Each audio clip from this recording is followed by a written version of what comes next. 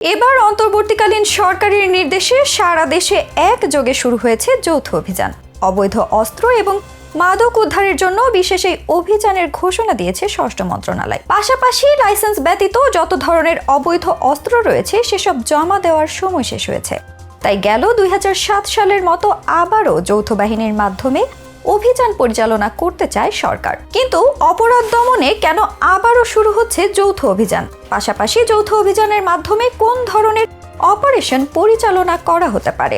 আর এই অভিযানে অংশগ্রহণ করবেন কোন বাহিনীর সদস্যরা? প্রায় 17 বছর আগে 2007 সালে যখন বাংলাদেশের তত্ত্বাবধায়ক সরকার ব্যবস্থা ছিল, তখন দেশজুড়ে যৌথ অভিযান পরিচালনা করে তৎকালীন সেনার নিয়ন্ত্রিত তত্ত্বাবধায়ক সরকারের উপদেষ্টারা দুর্নীতি দমন কমিশনকে কাজে লাগিয়ে বিভিন্নভাবে অভিযান পরিচালনা করা হয়েছে। পাশাপাশি আইন শৃঙ্খলা রক্ষাকারী বাহিনীদের সমন্বিত উদ্যোগে পরিচালিত হয় যৌথ অভিযান। দীর্ঘ 16 বছরের স্বৈরাচারী শাসনের পর যখন ক্ষমতা ছাড়তে বাধ্য হয় শেখ হাসিনা সরকার, তখন বাংলাদেশের ক্ষমতা বলয়ের প্রাণকেন্দ্রে বসেছেন নোবেল বিজয়ী ডক্টর ইউনূস সহ আরো অনেক উপদেষ্টারা। একদিকে যখন পুলিশ প্রশাসনের উপর পূর্ণ আস্থা এখন আসছে না, তখন জনগণের জানমাল নিরাপত্তা নিশ্চিত করতে চায় অন্তর্বর্তীকালীন সরকারের উপদেষ্টারা। আর সেসব বিষয় বিবেচনা করে গত 3রা সেপ্টেম্বরই রাতে নেমেছে যৌথ বাহিনী। চলছে যৌথ অভিযান। ছাত্র আন্দোলনের মুখে গত 5 আগস্ট শেখ হাসিনা সরকারের পদত্যাগের খবরে দেশের বিভিন্ন থানায় হামলা, ভাঙচুর, অগ্নিসংযোগের ঘটনা ঘটে। থানায় সংরক্ষিত বিপুল পরিমাণ অস্ত্র, গোলাবারুদ লুট করে নিয়ে যাওয়া হয়। এরপর আইন শৃঙ্খলা বাহিনীর অভিযানে দেশের বিভিন্ন স্থান থেকে উদ্ধার করা হয় কিছু অস্ত্র, গোলাবারুদ। তবে সে সংখ্যা খুবই নগণ্য। বহু অস্ত্র বাইরে রয়ে গেছে। সেসব অস্ত্র এবং আগে থেকে অনেকের কাছে থাকা অবৈধ অস্ত্র উদ্ধারে যৌথ অভিযান পরিচালনা করবে স্বরাষ্ট্র মন্ত্রণালয়। মন্ত্রণালয়ের নির্দেশনা অনুযায়ী কোনো ব্যক্তির কাছে এই ধরনের অস্ত্র বা গোলাবারুদ রক্ষিত থাকলে 3 সেপ্টেম্বরের মধ্যে কাছের থানায় জমা দিতে বলা হয়েছিল। অন্যথায় আইনানুগ ব্যবস্থা গ্রহণ করা হবে বলে আগেই ঘোষণা দেওয়া হয়েছে। সে বিবেচনায় 3রা সেপ্টেম্বর দিবাগত রাত 12টার পর থেকে আইন শৃঙ্খলা পরিস্থিতি স্বাভাবিক রাখতে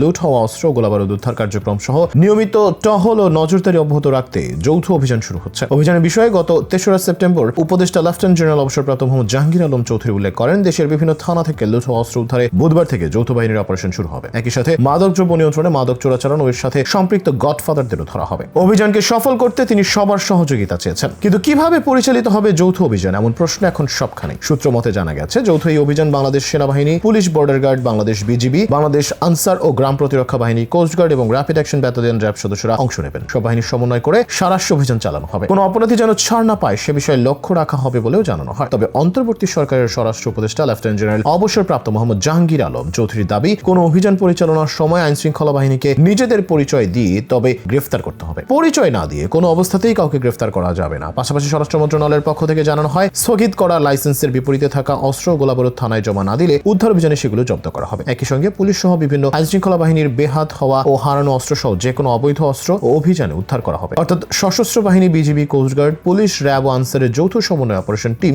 গঠন করে অভিযান পরিচালনা করা হবে। তবে মহানগর এলাকায় অভিযান পরিচালনা করবেন পুলিশ কমিশনার। সব বাহিনী ও গোয়েন্দা সংস্থার সহায়তায় কমিশনার এই অভিযান পরিচালনা করবেন। প্রয়োজনে জেলা ম্যাজিস্ট্রেটের নেতৃত্বে কোর কমিটির মাধ্যমে স্থগিত করা লাইসেন্সের তালিকা পর্যালোচনার ভিত্তিতে অভিযান পরিচালিত হবে। এই কমিটিতে থাকছেন পুলিশ সুপার, সশস্ত্র বাহিনীর প্রতিনিধি এবং অন্যান্য বাহিনীর সদস্যরাও। এছাড়া অবৈধ অস্ত্র সংরক্ষণ বা হেফাজতকারীদের বিরুদ্ধে অস্ত্র আইনে মামলা দায়ের সহ আইনানুগ ব্যবস্থা গ্রহণের বিষয়টি প্রচার করা হবে জেলা তথ্য অফিসে। এদিকে বাংলাদেশের গণমাধ্যমগুলো বলা হয়েছে, দেশে বৈধ অস্ত্রের সংখ্যা কম বেশি 50,000। রাজনৈতিক দলের নেতা কর্মীদের হাতে 10,000-এর বেশি অস্ত্র রয়েছে। এদের বড় অংশই আওয়ামী লীগের নেতা কর্মী। 2009 সালের ক্ষমতায় আসার পর থেকে গত 5 আগস্ট শেখ হাসিনা সরকারের পতনের আগের সময় এদের অনেকেই অস্ত্রের লাইসেন্স পেয়েছেন। গত 25 আগস্ট গত সরকারের শাসন আমলে দেওয়া সব অস্ত্রের লাইসেন্স স্থগিত করা হয়। পরে গত 27 আগস্ট থানা থেকে লুট হওয়া পুলিশের অস্ত্র, গোলাবারুদ জমা দেওয়ার সময়ও বেঁধে দেয় পুলিশ সদর দপ্তর। পুলিশ সদর দপ্তর কোনো ব্যক্তির কাছে এ ধরনের অস্ত্র ও গোলাবারুদ থাকলে 3রা সেপ্টেম্বরের মধ্যে নিকটস্থ থানায় জমা দেওয়ার নির্দেশ দেয়। সময়ের মধ্যে কেউ সব লুণ্ঠিত অস্ত্র জমা না দিলে তাদের বিরুদ্ধে আইনগত ব্যবস্থা গ্রহণ করা হবে বলেও জানানো হয়। অর্থাৎ আইন শৃঙ্খলা পরিস্থিতি স্বাভাবিক করতে এবং অবৈধ অস্ত্র ও মাদক উদ্ধার করতে যৌথ অভিযান পরিচালিত হবে সরকারের নির্দেশে। সেখানে অংশগ্রহণ করবে বিভিন্ন সদস্যরা।